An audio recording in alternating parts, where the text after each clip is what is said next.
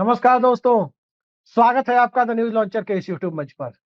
दोस्तों, जिस प्रकार से बजट में मध्य वर्ग का ढिढोरा पीटा गया, बिना आयकर बिल के इंट्रोड्यूस हुए, दिल्ली चुनाव तक के लिए आयकर बिल को टाल करके तब जिस प्रकार से वोट लेने की तैयारी की गई, कमोबेश वही मामला बिहार में देखा जा रहा है। और बिहार में देखा ये जा रहा है कि बिहार में बजट में मिला ऐसा कुछ नहीं जिसको लेकर के कि हो हल्ला हो, लेकिन शोर मचाया जा रहा है कि बिहार को दे दिया, बिहार को दे दिया, बिहार को बहुत कुछ दे दिया। बिहार को ऐसा कुछ भी नहीं दिया गया जो लगे कि बिहार को आउट ऑफ टर्न जाकर दिया गया है। जैसे चंद्रबाबू नायडू के राज्य को तकरीबन 2.5 लाख करोड़ रुपए के प्रोजेक्ट दिए गए थे, बजट से इतर, बिना किसी हो हल्ले के। लेकिन बिहार का बजट में 4-5 बार नाम क्या ले लिया वित्त मंत्री ने, ऐसा बताया जा रहा है इसे बिहार को सब कुछ दे दिया। सियासत क्या है और चुनावी साल में जो बिहार में हो रहा है, इन सब के बीच बिहार के मुख्यमंत्री नीतीश कुमार क्या अपने उत्तराधिकारी के चयन की तरफ आगे बढ़ते हुए दिख रहे हैं? कई सारे सवाल हैं जिन पर हम आज चर्चा करेंगे, और चर्चा आज बिहार की सबसे बड़ी कोऑपरेटिव मानी जाने वाली बिस्कोमान के चुनाव की भी करेंगे कि क्या सुनील सिंह को जो रिकाउंटिंग के बाद भी उनकी पत्नी अवंदना सिंह चुनाव जीत गई है बिस्कोमान के चेयरमैन का, उसके बाद भी उन्हें सर्टिफिकेट अभी तक क्यों नहीं दिया जा रहा? कहा जा रहा है कि बड़का साहब जो है कोऑपरेटिव विभाग के, कोऑपरेटिव मंत्रालय के बड़का साहब जो है पूरे देश भर के, उन्होंने पूरी रिपोर्ट मांगी है, इस वजह से रोका गया है। ये कहना है, सुनील सिंह ने खुद मुझसे ये बात कही है, वो बात मैं आपके सामने कह रहा हूं। तो क्या हो रहा है, इन सब पर हम चर्चा करेंगे। लेकिन सबसे पहले ऋषि मिश्रा जी के पास हम चलते हैं। ऋषि जी हमारे साथ मौजूद है। बहुत बहुत स्वागत है ऋषि जी आपका। और हम सबसे पहले आपसे ये जानना चाहते हैं कि बिहार में मिला कुछ नहीं और ढिढोरा दुनिया भर का पीटा जा रहा है चुनावी साल में। विपक्ष का आरोप है कि बिहार को ठगा गया, और व्यक्तिगत तौर पर मुझे भी लगता है कि बिहार को ठगा गया। लेकिन विपक्ष भी अपनी राजनीति ही कर रहा है और सत्ता पक्ष भी अपनी राजनीति ही कर रही है। और इन दोनों के बीच में सत्ता की सहयोगी, जिसके सहयोग से सत्ता दिल्ली में चल रही है, उसकी स्थिति बिहार में बड़ी अजीबोगरीब हो गई है कि सरकार के साथ है तो बचाव तो करना ही पड़ेगा ढिढोरा का, और इस बचाव में अपनी जमीन भी नीचे से खिसक रही है। क्या हो रहा है बिहार की सियासत में ऋषि जी? अब देखिए, पिछले साल के तुलना में आप देखिए तो हम्म, पिछले दो 23-24 में कितना मिला था बिहार को? करीब 1.5 लाख करोड़ रुपया मिला था। चौबीस हम्म, पच्चीस में कितना मिला? 1.73 लाख करोड़। तो हम्म। कोई बड़ा रकम, बड़ा डिफरेंसेस तो नहीं देखने को मिल रहा है। नहीं, उतना अभी तो रुपया तेईस का वैल्यू चौबीस भी गिरा है। हाँ, तो मतलब 23-24 का आप हिस्सेदारी देखिए। दो हजार हम्म, तेईस चौबीस में आपको करीब 1.5 लाख लाख करोड़ रुपया मिला था, और इस बार आपको कितना मिला? 1,73,00,000 करोड़ रुपया मिला। हम्म, तो कोई बड़ा मतलब ये नहीं है। जिस प्रकार से ढिंढोरा पीटा जा रहा था, जिस प्रकार से कहा जा रहा था, और जिस प्रकार से कल नैरेटिव चलाया भी गया, आप देखिए हम्म, कि तमाम जो जो जो चैनल हैं उसमें आप एक सेक्शन, मैंने कल भी बताया कि एक तरफ केंद्रीय बजट चल रहा है, दूसरी तरफ एक हिस्से में बिहार को फोकस करके, क्योंकि बिहार में चुनाव है, और बिहार में जी। चुनाव है तो एक नैरेटिव बनाने का प्रयास जो है, मैं हम्म, समझता हूँ कि केंद्र सरकार के तरफ से और उनके जो तमाम सहयोगी हैं, जिसमें एक मैं मीडिया जगत को भी मानता हूँ, उनके सहयोगी के रूप में ही देखता हूँ। तो वो नैरेटिव जी। बनाने का एक प्रयास किया जा रहा है कि बिहार को सब कुछ दे दिया। तो एज हम जो हकीकत से परे है, जो अन्य राज्यों को मिला है उसी के अनुपात, उसी के आसपास बिहार को भी मिला है। और आपने देखा कि जैसे मखाना बोर्ड को लेकर, कोसी नहर परियोजना को लेकर ढिंढोरा पीटा गया था। तो कोसी नहर परियोजना में कितना रुपया दिया? 15,000 करोड़। पंद्रह हम्म। हजार करोड़ रुपया दिया गया।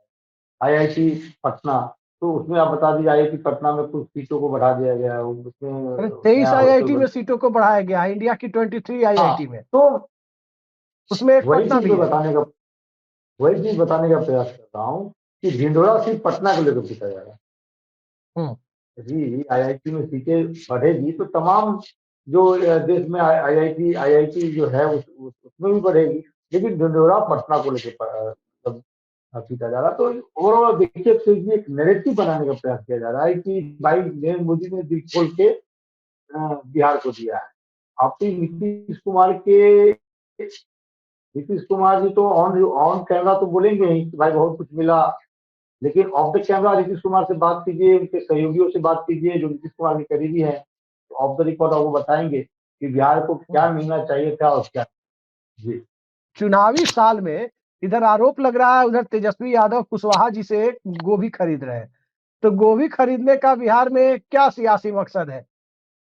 बोरा भर गोभी खरीदे हैं कि अब पूरे परिवार को खिलाएंगे? ये बात जरूर है कि किसान, खास करके जो आपको हरी सब्जियों की खेती करते हैं, उन्हें कोई एमएसपी का लाभ नहीं मिलता है।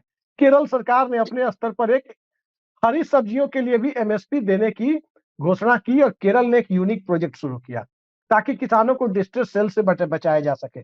50 पैसे 1 रुपए किलो बिहार में गोभी मिल रही है और कई जगह से मेरे पास रिपोर्ट है कि खेत में गोभी लगी हुई है, उसको कटवाने में जितना खर्चा है किसान को, उससे बेहतर है कि उसको वो जोतवा दे रहा है, गोभी लगे हुए खेत को जोतवा दे रहा है, फसल को खेत में ही खराब करा दे रहा है। इतना डिस्ट्रेस सेल की स्थिति बन गई है। तो इस देश में किसान की फिर हालत क्या है आप समझ सकते हैं। तेजस्वी यादव इस मुद्दे को लेकर तो आगे चल रहे हैं, बजट पर भी बोल रहे हैं। क्या लगता है, किसान और नौजवान, हाँ, नौजवान मतलब यूथ और किसान मतलब खेती करने वाले लोग, एक ही घर में किसान भी है नौजवान भी है। और जिन राज्यों ने भी किसान और नौजवान दोनों का ख्याल रखा, चाहे वो कर्नाटक हो चाहे वो तमिलनाडु हो, चाहे कपास के किसान हो चाहे वो चावल के किसान हो, चाहे वो आपको कॉफी की खेती करने वाले किसान हो, चाहे वो मोटे अनाज की खेती करने वाले हो, उसी घर का नौजवान आईटी फील्ड में भी काम करता है और उसी घर का किसान खेती भी करता है। तो एक इंटीग्रेटेड पॉलिसी लेकर जो भी राज्य आगे बढ़े, वो राज्य इस देश की जीडीपी का ग्रोथ इंजन बने हुए हैं। आपको जानकर हैरत होगी ऋषि जी कि पूरी दुनिया में सबसे ज्यादा ग्रोथ रेट, आसियान कंट्री से भी ज्यादा ग्रोथ रेट अभी कहीं की है तो दक्षिण भारत की है, और सबसे खराब ग्रोथ रेट है तो पूरे भारत की है। यानी दक्षिण भारत के बूते अभी हम चल रहे हैं, ये आप अंदाजा लगा लीजिए। बिहार में बिल्कुल। नीतीश कुमार की सरकार और ये ललन सिंह जो ढिढोरा पीट रहे हैं, क्या मकसद है इसका? और तेजस्वी यादव की गोभी खरीदने का भी क्या मकसद है? देखिए यदि तेजस्वी यादव को लेकर यदि आपका सवाल है तो तेजस्वी यादव पे ये आरोप लगता था कि तेजस्वी यादव वही लुटियंस की राजनीति, मतलब वो मतलब जो होता है, मतलब एक कुछ लोगों से घिरे रहना, आम लोगों से मिलना नहीं, तो उस छवि को तोड़ना चाहते हैं। आप देखिए इन दिनों तेजस्वी यादव जब भी यात्रा पे निकले हैं तो मजदूर किसानों से यदि रास्ते में ये मजदूर किसान कोई मिल जाते हैं तो प्राय आपको देखने को मिलेगा कि तेजस्वी यादव उनसे मिलते हैं, उनका हालचाल लेते हैं। तो जो एक इमेज उनकी बन गई थी उसको वो कहीं न कहीं डेंट करना चाहते हैं, तोड़ना चाहते हैं। ठीक उसी प्रकार से जिस प्रकार से उनके पिता का एक इमेज रहा है। आपने पूर्व में भी देखा होगा कि लालू यादव यदि कहीं जा रहे हैं तो रुक के किसी से मिल लेना, साथ में बैठकर हालचाल लेना, जी। साथ में बैठकर नाश्ता करना, भोजन करना। तो ये एक मतलब एक ऐसे नेता का जो मतलब जो पब्लिक के बीच में रहता है, पब्लिक के इमोशन, पब्लिक के विषय और सेंटिमेंट को समझता है। और जहाँ तक गोभी की बात है तो सांकेतिक रूप से तेजस्वी यादव ये दर्शाना चाह रहे थे कि गोभी का क्या रेट है, किसानों को क्या मिलता है, किसान जब फसल उपजाते हैं तो उनका कितना पैसा लगता है, कितना मेहनत मिलता है, लेकिन रिटर्न में आमदनी कितनी होती है, यह कहीं न कहीं दर्शाने का वो प्रयास कर रहे थे। और बिल्कुल सही बात है अभिषेक जी, आप इन दिनों मंडियों में चले जाइए, गोभी का भाव देखिए ₹1 ₹2, मतलब होलसेल रेट में आप देखिए 50 पैसे ₹1 किलो के भाव से गोभी बिक रहा है।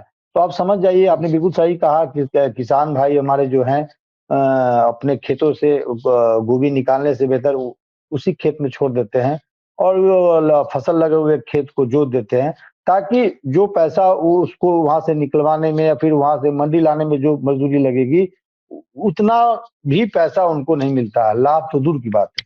तो ये स्थिति है, इस पे निश्चित ही यदि इन चीजों पे भी नीतीश कुमार और जो हमारे निर्मला सीतारमण जी वित्त मंत्री हैं, इन चीजों पे भी यदि फोकस करते तो बेहतर होता। दूसरी तरफ देखिए, एक तरफ तो 12 लाख का ढिंढोरा पीटा जा रहा है अभिषेक जी, दूसरी तरफ देखिए जीएसटी, आप देखिए हर चीज पे, इवन कफन तक पे जीएसटी कितना लगता है आप भी जानते हैं। छोटे-छोटे जो चीज है, किसानों की उपयोगिता की जो चीज है, उसमें देखिए जो जीएसटी कितना लगता है। तो आप सिंपल आप देखिए ना, मेरे परिवार के एक लड़के ने अभी फिटजी में एडमिशन लिया है, 28% की कितना जीएसटी है। आप समझ जाइए, बताइए, आपको कहीं जीएसटी ना भी लेकर कहीं, भाग गया क्या फिटजी वाला डीके? आप वही ना कहे, तो डीके डीके जीएसटी तो केंद्र मतलब जीएसटी तो सरकार को मिला होगा, राज्य सरकार को या केंद्र सरकार को मिला होगा, दोनों लोगों को मिला होगा। तो आप जीएसटी भी ले लेते हैं और ऐसे लोगों पे कार्रवाई भी नहीं करते हैं। तो सवाल ये उठता है कि यदि आपको राहत देना भी था तो थोड़ा जीएसटी में जिस प्रकार से आपने रेट लगा रखा है उसमें कटौती करते। इन्फ्लेशन पे काबू पाने के लिए कोई कारगर कदम आप, मुझे नहीं लगता है इस बजट में आपको दिख रहा है। ऋषि जी, ठीक है, आप एक मैं आपको इंटरप्ट कर रहा हूं, जी एक जरूरी जानकारी दे दें। 23 राज्यों की, जो जब से जीएसटी आया है, राज्यों के टैक्स कलेक्शन के अधिकांश अधिकार चले गए हैं जीएसटी में। 23 राज्यों की अर्थव्यवस्था चल रही है जीएसटी के बूते। और उसमें उन 23 राज्यों में जो छोटे राज्य हैं, वो अपने टोटल रेवेन्यू के लिए 70% तक जीएसटी पर निर्भर है। तो सरकार अगर जीएसटी में कुछ कटौती कर दे, मोदी सरकार, तो कई राज्य सरकारों की अर्थव्यवस्था की चूल्हे हिल जाएंगी, वेतन पेंशन तक लोगों को मिलना मुश्किल हो जाएगा। ये राज्यों की आर्थिक हालात, आर्थिक हाथ जो बांधे गए हैं, और ऊपर से कहा जा रहा है बिहार को बहुत कुछ दिया। ये बताइए, ललन सिंह जो कह रहे थे, वो कह रहे हैं, संजय झा कह रहे हैं, ललन सिंह, भाजपा वाले से ज्यादा तो जदयू वाले चिल्ला रहे हैं दिल्ली में बैठे हुए कि ये जो है इतना दे दिया, उतना ले लिया। भाई, आप राज्य के प्रति आपकी लॉयल्टी ज्यादा है या नरेंद्र मोदी के प्रति लॉयल्टी ज्यादा है, ये तो पहले क्लियर कीजिए। भाई, तो बिहार को क्या मिला है? थोड़ा आप भी और क्लियर कर देते, जेडीयू में कौन वो नेता है जो बजट को लेकर नरेंद्र मोदी सरकार और निर्मला सीतारमन जी का पीठ थपथपा रहे हैं? वही लोग हैं जो मोदी और अमित शाह के दरबार में अपने कद को बढ़ाना चाहते हैं। वही लोग हैं जो मोदी और अमित शाह के दरबार में अपनी पूंछ को बढ़ाना चाहते हैं, मतलब अपनी उनकी जो अहमियत है उनको बढ़ाना चाहते हैं। तो ये तो बोलेंगे ही ना। तो नीतीश कुमार, मैं ये कहूंगा कि आइए कभी पटना, आप आइए, मैं भी चलता हूँ दिल्ली से पटना आता हूँ, और नीतीश कुमार जी से टाइम लीजिए और नीतीश कुमार जी से ऑफ द रिकॉर्ड बात करके देखिए कि क्या सर जो बजट जो बिहार को आवंटित किया गया है उससे आप खुश हैं? ऑफ द रिकॉर्ड बिल्कुल मेरा मेरा ये मानना है कि नीतीश कुमार कहेंगे कि जो जो बिहार को मिलना चाहिए था वो नहीं मिला है। अब क्या मिला आप देख लीजिए ना। आप मखाना आप दे दिए, मखाना दे दिए। मखाना पहले भी था, कितने की हमारे मखाना जो उपजाते हैं किसान भाई, उनको कितना फायदा मिला। आप ये देखिए ना, आप देखिए आपने क्या दे दिया, कोसी को लेकर कुछ पैसा दे दिया आपने, राजगीर, भागलपुर, सोनपुर में ग्रीनफील्ड हवाई अड्डे बनाने की बात कर दी। तो ये पूर्व में भी आप वादा कर चुके हैं। अच्छा, पता ही एक बड़ा हवाई अड्डा आश्चर्य है ऋषि जी, मुजफ्फरपुर मैं के आपको पता ही बताऊं। हवाई अड्डा को लेकर मैं तो बच्चे, मैं जब तीसरी दूसरी क्लास में था तब से सुन रहा हूँ कि यहाँ से अब प्लेन उड़ने वाला है। अब मेरा भी उम्र 40 के आसपास होने वाला है, लेकिन अभी तक हवाई उड़ा नहीं है अभी तक। तो ऋषि जी, ये कल से सिर्फ झुंझुना थमा देना। कल आपने एक बहुत बेहतरीन बात कही थी कि पिछले बजट में भी गया को इंडस्ट्रियल कॉरिडोर दिया गया था, ना इंडस्ट्री है ना कॉरिडोर है। तो ये सिर्फ झुंझुना थमा देना और एक नैरेटिव बनाना कि सब कुछ दे दिया बिहार को, ये सही नहीं है जी। ऋषि जी, आपने कहा, कल मुझे अपने यहाँ के कुछ अपने जिले के भाजपा के नेताओं ने फोन किया था। उन्होंने कहा कि अरे, बिहार को जो है 3-3 ग्रीनफील्ड एयरपोर्ट मिला, एक ब्राउनफील्ड एयरपोर्ट मिल रहा है। मैंने उनसे पूछा कि भाई, ग्रीनफील्ड एयरपोर्ट का मतलब क्या होता है? अब उन नेताजी का जवाब सुनिए। पहले तो वो बोले कि भाई, पहले तो शक पका गए। फिर उन्होंने कहा कि उसमें खूब हरा भरा पेड़ पौधा एयरपोर्ट में रहता है। मैं अब लगा कि भाई, अपना कपार अपने फोड़ लिया जाए इनकी जवाब सुन के। तब मैंने उनको समझाया कि देखिए, ग्रीनफील्ड एयरपोर्ट का मतलब होता है कि जो बिल्कुल नया एयरपोर्ट बनता है उसको ग्रीनफील्ड एयरपोर्ट कहते हैं। और जो एयरपोर्ट एग्जिस्टिंग है उसको और ज्यादा रेनोवेट किया जाता है। मोटे तौर पर समझाया, पूरा अंदर और सारे सब क्लॉज नहीं समझाया, नहीं तो उनके पल्ले नहीं पड़ता। और जो पहले से एयरपोर्ट है जिसको एक्सटेंड करना है या बाकी चीजें करनी है, उसको ब्राउन फील्ड कहते हैं। जैसे पटना एयरपोर्ट का अगर डेवलपमेंट होगा तो उसको ब्राउन फील्ड कहा जाएगा, कि ब्राउन फील्ड के लिए दिया गया। और कोई नया जगह कहीं धान के खेत में अगर एयरपोर्ट बनाया जाएगा जमीन एक्वायर करके, उसको कहा जाएगा कि, तो उनको समझाए मोटे तौर पर। बाकी सारा क्लॉज नहीं समझाया कि और क्या क्या सब क्लॉज है और छोटे छोटे क्लॉज क्या है ग्रीनफील्ड के क्राइटेरिया के, वो नहीं बताए। तो जब इतना बताया, उसके बाद उन्होंने कहा कि अच्छा ठीक है, आप लोग खाली आलोचना करते रहते हैं। दिक्कत ये है कि बिना समझे लोग आजकल कि ये दे दिया। जैसे कई लोगों ने कहा ना कि भाई विश्व गुरु बन जाएगा। भाई भारत विश्व गुरु बन जाएगा 2047 तक कहा गया। अब विश्व गुरु का मतलब क्या होता है, डिग्री कहाँ बट रही है, विश्व गुरु कैसे बनेगा, स्कूल में बस्ता किताब डेस्क बोर्ड है ये नहीं है, मास्टर ढंग का है ये नहीं है पढ़ाने के लिए, पैसा उस मास्टर को ढंग से मिल ही नहीं रहा है, खिचड़ी खा के बच्चा गायब हो जाता है स्कूल में से। और तब तक ये ग्रीन तो आपको विश्व गुरु बनाएंगे। वैसे ही ग्रीन फील्ड एयरपोर्ट चल रहा है, और वैसे ही ये नैरेटिव चल रहा है कि बिहार को बहुत कुछ दे दिया। ऋषि जी, आपको क्या लगता है, बिहार का वोटर जो राजनीतिक तौर पर बहुत जागरूक है, चाय पान की दुकान पर भी राजनीति की बातें ही करता है, आपको लगता है कि आप सबसे ज्यादा बहुत कुछ मोदी ने दे दिया बजट में, निर्मला सीतारमन ने बहुत कुछ दे दिया बजट में, इस पर बिहार के लोग आंख मूंद कर एतबार कर लेंगे?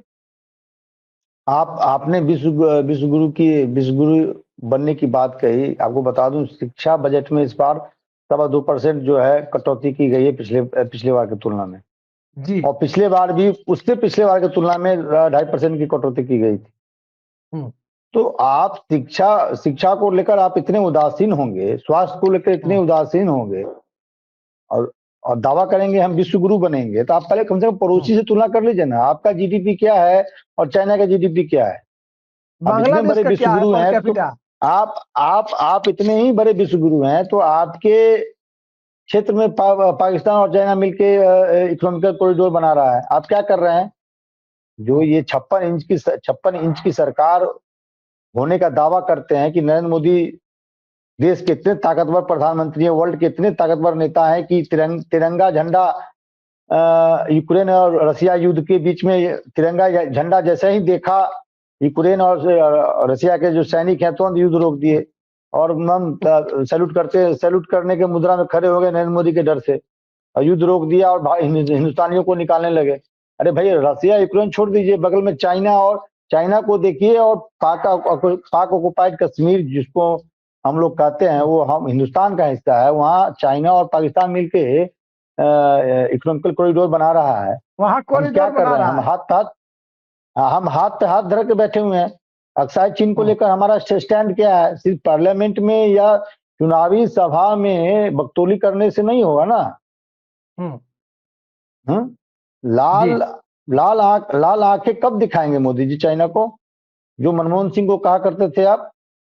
हम्म। तो ये देखिए, बात बनाना गांव में भी, आप अभिषेक जी, आप गांव के पृष्ठभूमि से आते हैं। गांव में ऐसे बकतौली करने वाले बहुत से ऐसे लोग होंगे जो बड़े बड़े पीएचडी धारियों पे, बड़े बड़े विद्वान लोगों पे भारी पड़ता है बकतौली करने में।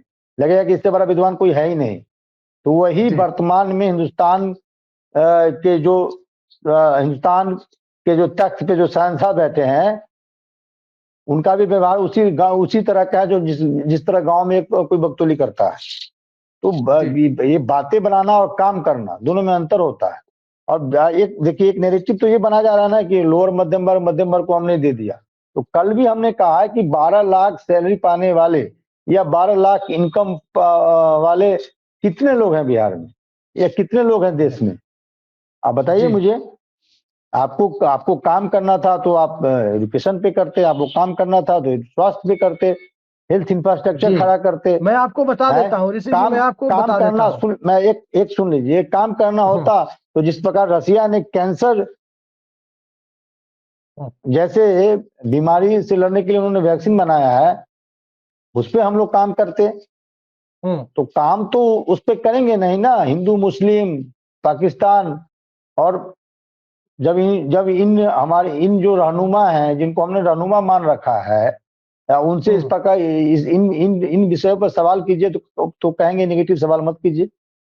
ऋषि जी, मैं आपको बता दूं, एक मिनट। पहले भी आप जानते हैं कि 8-9 लाख रुपए तक लोग टैक्स बचा ही लेते थे, किसी न किसी तरह से, कोई ना कोई केसीसी कुछ दिखा दिखा के। 9.5 लाख से लेकर 10 लाख के बीच में पूरे देश में कितने रिटर्न भरे जाते हैं मालूम है? 9.5 लाख से 10 लाख के बीच में 10,60,000 लोग रिटर्न भरते हैं, सालाना इनकम जिनकी 9.5 से 10 लाख है। और 10 से 15 लाख में 62 लाख लोग आते हैं। तो 10 से 12 लाख में मुश्किल से आते होंगे 20 लाख लोग। तो पूरे इंडिया में ये 30 लाख 35 लाख लोगों को जो है उनका जीरो कर दिया गया। अब मान लीजिए कि ये टैक्स जो है जीरो कर दिया गया। अब आप बताइए हमको, क्योंकि मेरे पास जो आंकड़ा है 4 से 4.5 लाख, तो टोटल 2023-24 में दैनिक भास्कर का है 7.5 करोड़ आयकर रिटर्न फाइल हुए थे 23-24 में। उसमें से आपको बता दें 4 से 4.5 लाख तक सालाना आय दिखाने वाले लोग कितने थे? 59,32,000।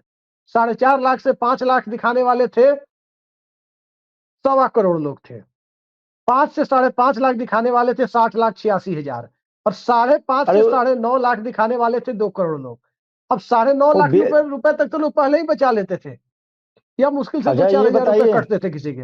एक 9.5 लाख लाइटर से 10 लाख 10 लाख।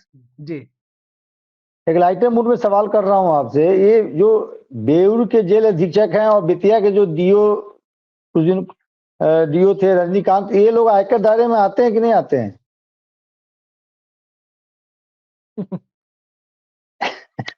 जिनके यहाँ 3.5 करोड़ रुपया मिला है, जेल अधीक्षक ऐसे हैं जो पंकज हंस को भी नहीं, पंकज हंस कहते हैं, क्या कहते हैं, उससे पहले जो संजीव हंस, कौन थे, संजीव हंस, संजीव हंस, संजीव हंस। संजीव हंस को भी नहीं वो बख्शा। सुनने जी, में आया कि संजीव हंस से भी चॉकलेट टान लिए। तो ये लोग जो है आयकर दायरे में आते हैं या नहीं आते हैं? सैलरी पर देते होंगे। सैलरी पे देते होंगे, हाँ, अच्छा। चलिए। तो सैलरी पर वो टैक्स देते होंगे। खैर, आपने टैक्स की बात की है, तो जनता को देखिए, जनता को कैसे मूर्ख बनाया जाता है। ये पूरे देश का आंकड़ा है, बिहार का आंकड़ा तो इसमें बहुत छोटा होगा। सवाल ऋषि जी यही है, एक लाइन का सवाल आपसे है कि वाकई चुनावी साल जो बिहार में चल रहा है, चुनावी साल में एक तरफ प्रशांत किशोर दम अपना लगा रहे हैं, दूसरी तरफ बिहार की स्थापित राजनीतिक पार्टियां और गठबंधन है, राजद के नेतृत्व वाले महागठबंधन, जिसमें अब तक नीतीश कुमार की एंट्री नहीं हुई है, लेकिन बिना नीतीश कुमार के आए हुए इस गठबंधन को ही हम मान लें कि यही अंतिम स्वरूप है।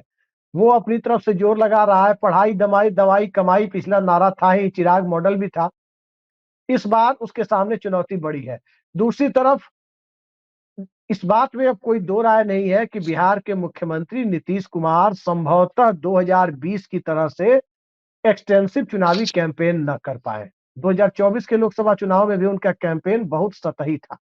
अब देखें तो कारण जो भी रहा हो, 2025 के विधानसभा चुनाव में भी कहा जा रहा है कि नीतीश कुमार का चुनावी कैंपेन उस रूप में नहीं होगा जैसे वो पहले किया करते थे। अब इतने अपने सबसे बड़े पोस्टर बॉय के बिना, क्या नीतीश कुमार के चुनावी कैंपेन ढंग से किए बिना एनडीए की चुनावी नैया पार लग जाएगी? आप ये बताइए। देखिए, no doubt Nitish Kumar NDA के चेहरा हैं और उनकी प्राथमिकता बनी रहेगी और मेन रोल में वही होंगे। देखिए, विधानसभा चुनाव और लोकसभा चुनाव में अंतर होता है। ठीक है, उस मोमेंटम को नरेंद्र मोदी आएंगे तो उस मोमेंटम को और मजबूती देंगे, लेकिन सरकार का जो चेहरा है वो नीतीश कुमार ही। और नीतीश कुमार यदि एग्रेसिव रूप से प्रचार नहीं करते हैं तो इसका नुकसान एनडीए को उठाना पड़ सकता है। नीतीश कुमार की जिम्मेवारी सिर्फ अपने ही उम्मीदवार को जिताने की नहीं है, तमाम जो एनडीए के जो घटक हैं, चाहे वो बीजेपी हो, एलजेपी हो, चिराग के जीतन राम उम्मीदवार को मांझी भी के जिताने उम्मीदवार की हो। है, अब चिराग लोकसभा मॉडल में वाले आपने देखा, उम्मीदवार को भी जिताना है। तो लोकसभा चुनाव में तो कम से कम आपने देखा ही, चिराग के उम्मीदवार के लिए भी उन्होंने प्रचार किया ही। तो ये कहना कि नीतीश कुमार उस प्रकार से प्रचार नहीं करेंगे, तो कहीं ना कहीं ये नैरेटिव और ये रणनीति कहीं ना कहीं एनडीए के लिए नुकसानदेह हो सकता है। दूसरी तरफ तेजस्वी यादव की आपने बात की, तो नो डाउट 2020 विधानसभा चुनाव से पहले रोजगार को लेकर एक व्यक्ति ने माहौल बनाया, वो व्यक्ति थे तेजस्वी यादव, इसमें कोई दो राय नहीं।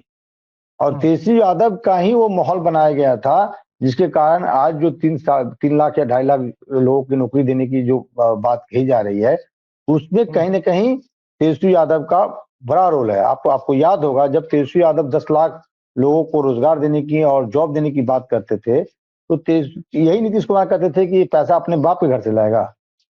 तो कहीं ना कहीं, हालांकि वह जो उनके तर्कस से जो जो रोजगार वाली जो तीर है वो चल चुकी है।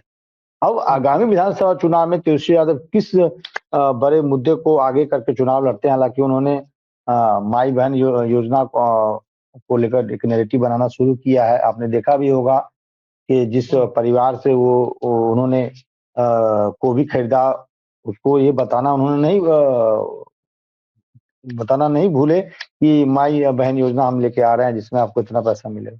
तो कहीं न कहीं इस जो तेजस्वी यादव की तरफ से भी अभिषेक जी एक नैरेटिव बनाने का प्रयास किया जा रहा है।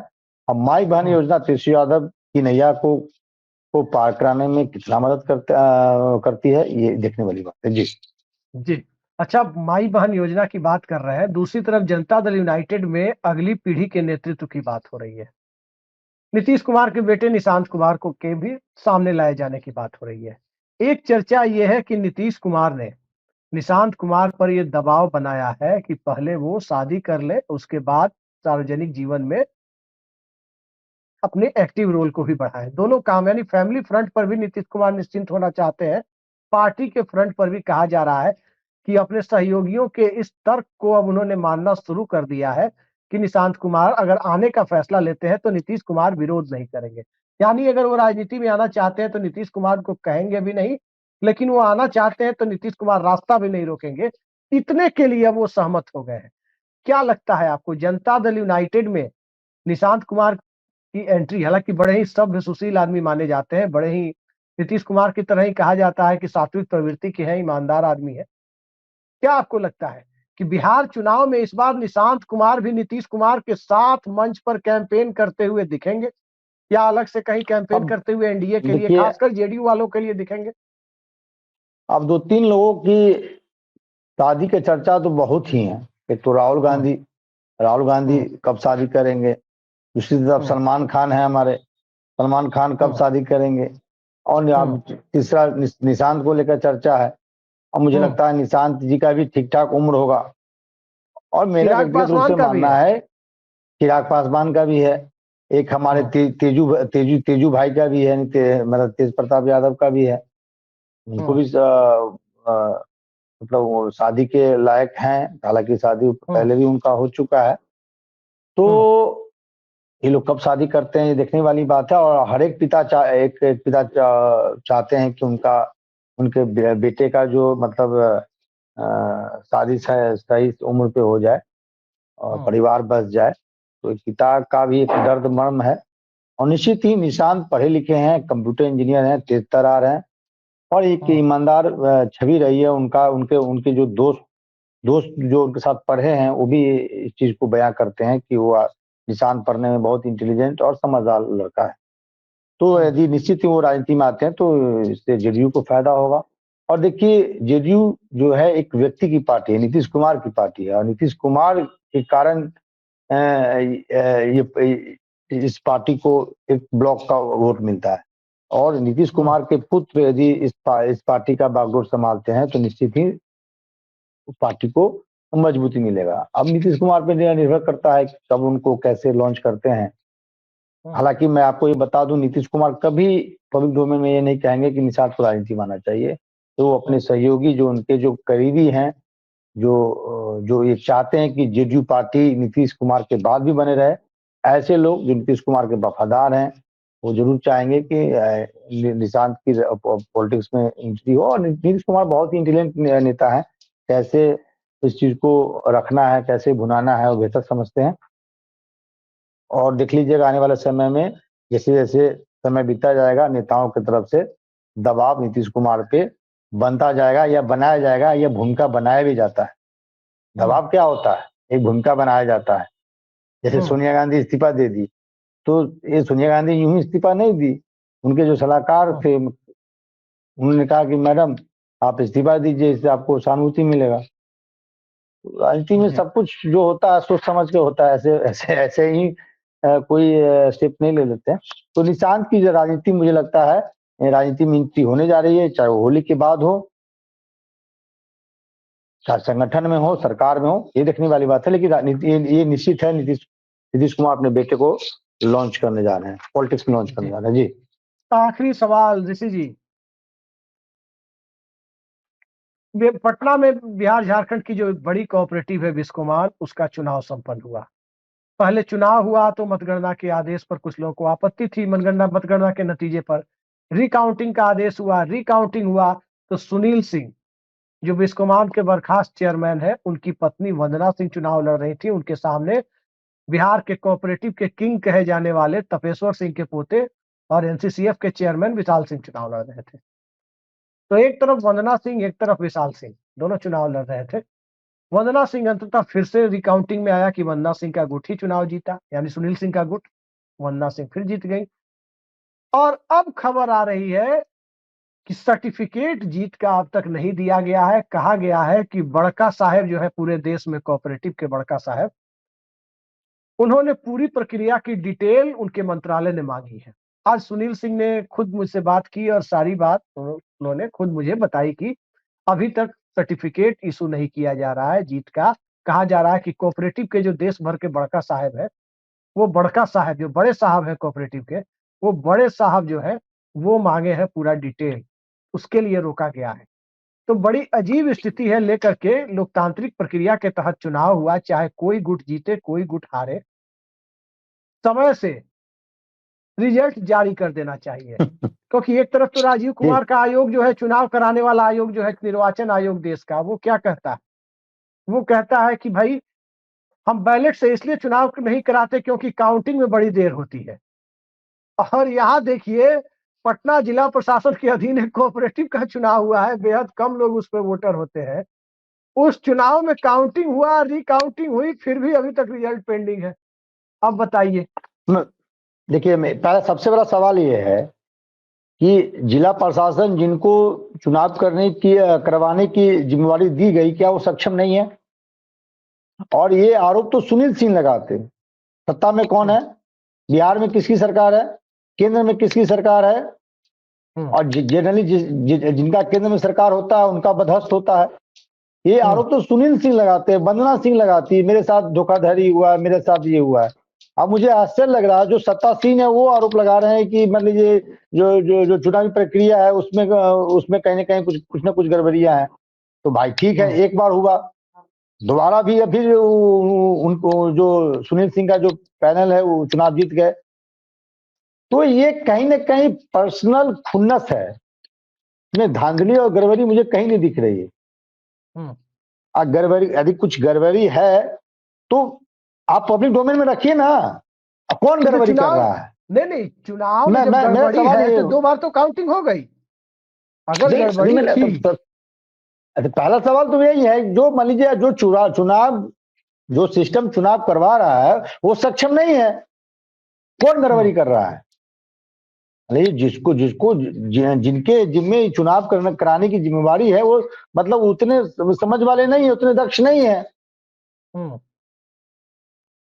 तो कहीं ना कहीं देखिए, मुझे जो लगता है, और सुनील सिंह और नीतीश कुमार के क्या संबंध रहे हैं कहने की जरूरत नहीं है। और नीतीश कुमार बड़े नेता है। अब मैं ये नहीं कह रहा हूं कि नीतीश कुमार ने ही इस दावे के साथ नहीं कहा जा सकता है कि नीतीश कुमार ही रिजल्ट को रुकवा रखा है या ये है, लेकिन जी बड़े नेताओं का दिल बड़ा रखना चाहिए। ये मतलब नीतीश कुमार प्रधानमंत्री मटेरियल हैं, कई बार राज्य के मुख्यमंत्री रहे हैं, वर्तमान में मुख्यमंत्री हैं, केंद्रीय मंत्री रहे हैं। सवाल ये उठता है कि चुनाव आयोग कौन जिला प्रशासन में कार्रवाई जिला प्रशासन पे कार्रवाई होनी चाहिए या उनको हटा के दूसरे अधिकारी। यहाँ तो जिला प्रशासन की भूमिका में जिला प्रशासन ही है, तो जिला प्रशासन को हटा देना चाहिए, वो सक्षम नहीं है। सवाल ये ना, मेन सवाल क्या है आपसे कि कौन गड़बड़िया कर रहा है?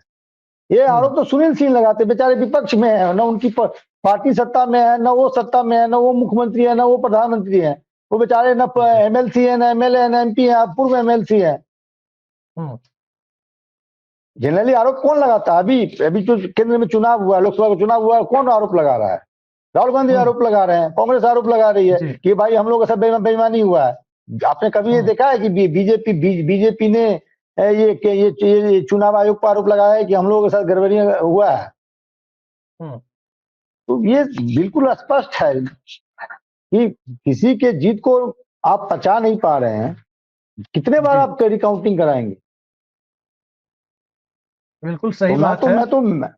मैं तो ये मैं एक पत्रकार होने के नाते मैसेज देना चाहूंगा कि आप भाई जीत गया सर्टिफिकेट दे दीजिए, अपनी हार को आप बर्दाश्त कीजिए, पचाइए, हार को मानिए कि आप हार गए हैं, और जीतने वाले को मान दीजिए, सम्मान दीजिए, उनको सर्टिफिकेट दीजिए। और राजनीति में जहां हार जीत 12 होती वोट रहती से, है। ऋषि जी कार्यक्रम के अंत की तरफ हम बढ़ रहे हैं, जहां 12 वोट से विधानसभा चुनाव में जिस सीट पर हार जीत का फैसला हुआ, वहां सर्टिफिकेट देने में देर नहीं की गई। और ये तो कोऑपरेटिव का चुनाव है, यहाँ सर्टिफिकेट हम देने में जी मैं ये कह रहा हूं कि एक बार मान लीजिए, मतलब कोई त्रुटियां हो सकती है, एक बार कोई त्रुटियां हो सकती हैं कि मान लीजिए किसी का मत छूट गया, या ये छूट गया, ये हो गया, वो हो गया, लेकिन दोबारा रिकाउंटिंग हुआ है, उसमें भी जो सुनील जी का जो पैनल है, उसमें 12 लोग जीत के आए हैं। जो मतलब जो पहली बार जो नतीजे थे, ठीक वही नतीजे दूसरी बार भी आए हैं। तो कहाँ गड़बड़ियां हैं, ये बताए ना, कहाँ प्रॉब्लम, कहाँ समस्या, कहाँ है? जिला प्रशासन से मैं आपके माध्यम से, इस प्लेटफॉर्म के माध्यम से जिला प्रशासन से रिक्वेस्ट करता हूं कि आप पब्लिक डोमेन में रखें कि यहाँ गड़बड़ियां हुई है, और गड़बड़ियां कौन कर रहा है। जिनको जांच करना है वही संतुष्ट नहीं है अपने जांच से, जो रक्षक है वही भक्षक है। तो सवाल तो उठेंगे ना। और बिल्कुल बिल्कुल इन दिनों देखिए राजनीति में इतना मतलब ये नहीं होना चाहिए, मतभेद ठीक है, मनभेद नहीं होना चाहिए। कोई हार गया तो हार गया, जीत गया तो जीत गया। हाँ बिल्कुल बिल्कुल, आप और सही कह रहे हैं कि जो हार गया। तो सुनील सिंह के पैनल पे जितने भी मेंबर हैं, उन्होंने भरोसा जताया है, सम्मान दिया है, प्यार दिया है। तो फिर इसको पचाइए आप, इसको पचाने में क्या दिक्कत है आपको? आप नहीं जीत पाए, हार हार होती है, जीत जीत होती है, आप दीजिए सर्टिफिकेट, क्यों अपना मजाक बना रखें?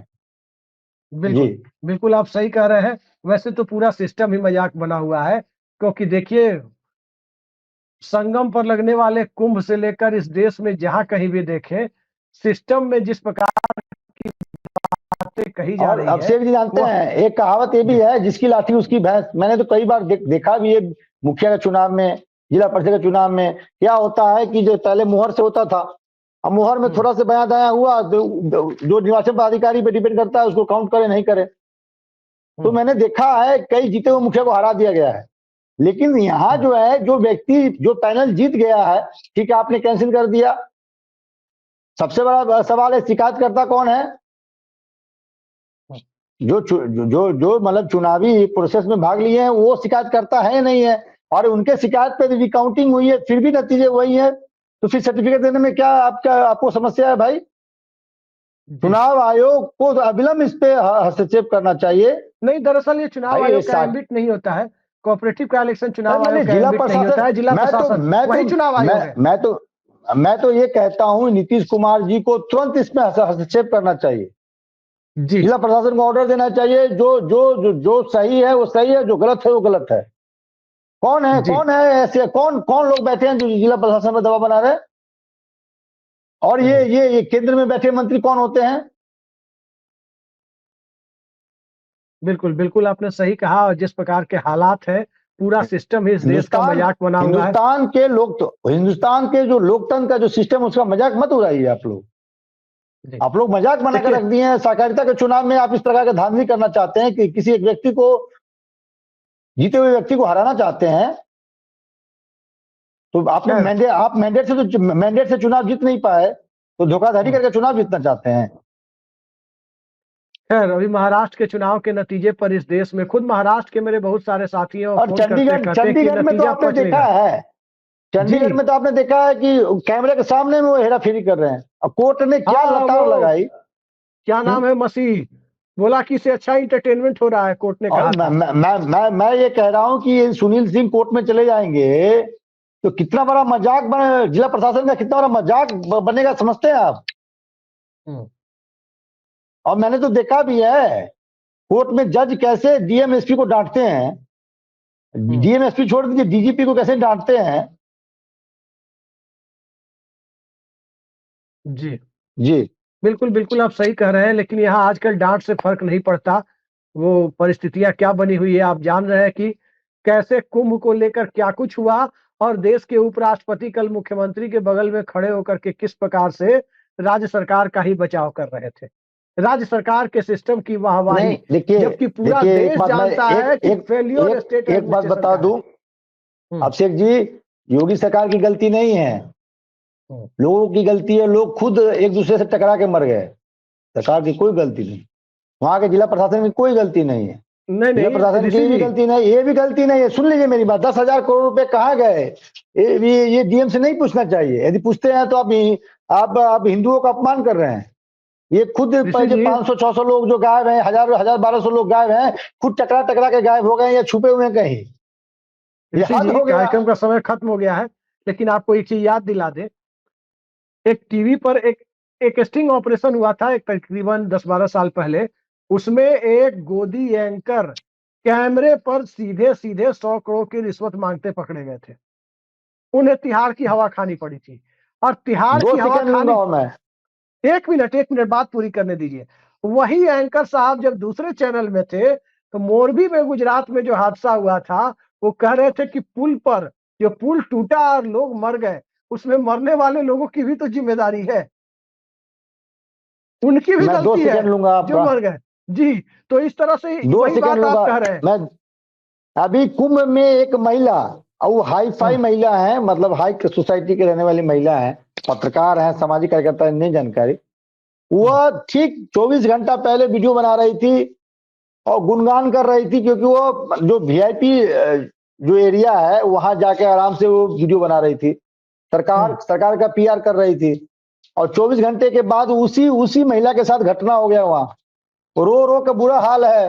अब जी जो गाली दे रही है सरकार को, शासन प्रशासन को, समझ लीजिए ऐसे लोग, ऐसे जो झुलपी वाले जो पत्रकार हैं, मोरबी और पन्ना के लिए जो डायलॉग देते हैं, कभी उनके साथ उनके परिवार के साथ हादसा हो जाएगा ना, तो पता चल जाएगा कि कुंभ में जाना चाहिए, या जो गए वो भी खुद की जिम्मेवार है, अपनी सुरक्षा की जिम्मेवारी करे। तो ऐसे लोगों को तब पता चलता है जब उनके परिवार है उनके साथ जब हादसा होता है। जी बिल्कुल आपने सही कहा। पूरे बिहार का सिस्टम भी कुंभ से थोड़ा ही अलग आप कह सकते हैं, क्योंकि जिस अंदाज में प्रशासन चल रहा है निश्चित ही उसे संतोषजनक नहीं माना जा सकता। और जब संतोषजनक नहीं मान सकते तो सत्ताधारी दल के बीच जनरेशनल शिफ्ट, जनरेशनल चेंज की जो बातें आ रही है, वो जनरेशनल चेंज क्या नीतीश कुमार से निशांत कुमार के रूप में होगा? थोड़ा इंतजार कीजिए, सब कुछ सामने आ जाएगा। पिता पुत्र के बीच की बात है, सहमति का बिंदु जैसे ही बनेगा वैसे ही जनता दल यूनाइटेड में उसे स्वीकार कर लिया जाएगा और औपचारिक ऐलान की घड़ी भी आ जाएगी। तो देखते रहिए, बिहार की सियासत एक ट्रांजिशन फेज में है, एक संक्रमण काल में है, बदलाव की प्रक्रिया में है। और इस बदलाव के वाहक ऐसा नहीं है कि प्रशांत किशोर, तेजस्वी यादव या नीतीश कुमार की पार्टी के अगले लोग हैं। इस बदलाव की प्रक्रिया के वाहक बिहार में हर साल के बजट में ठगे जाने वाले बिहार के आम आवाम भी हैं, जो दिल्ली, मुंबई, सूरत और लुधियाना और पता नहीं कहां कहां जाकर पूरे देश में जनरल बोगी में लदा कर जाते हैं और फिर अपने लिए दाल रोटी का जुगाड़ करते हैं। वो दाल रोटी बिहार के अंदर हो, बिहार की सीमा में हो, भौगोलिक सीमा में, ये वो नहीं कर पा रहे हैं। तो वो भी इस बदलाव की प्रक्रिया के वाहक है। तो देखते जाइए इस बदलाव में, बजट में ठगने की कोशिश को बिहार की जनता कैसे लेती है। आज की इस बेहद सार्थक चर्चा में जुड़ने के लिए ऋषि जी आपने समय निकाला, बहुत बहुत धन्यवाद आपका। नमस्कार।